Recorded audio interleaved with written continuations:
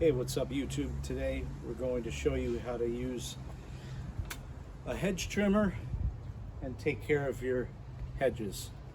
Anyway, come with me and I'll show you how. First thing you're going to want to do is power up.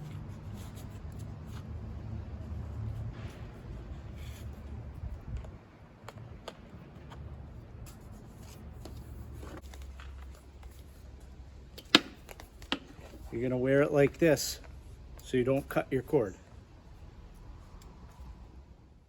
And what you're going to want to do is follow the contour of the plant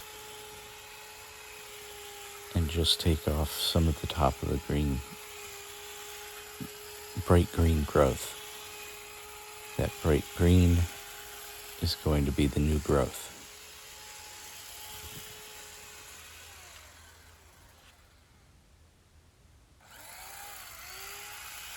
Continue down the side.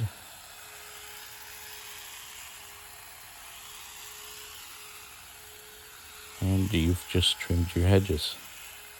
Anyway, if this was helpful, please consider a like, subscribe, or comment. Have a great day, everyone.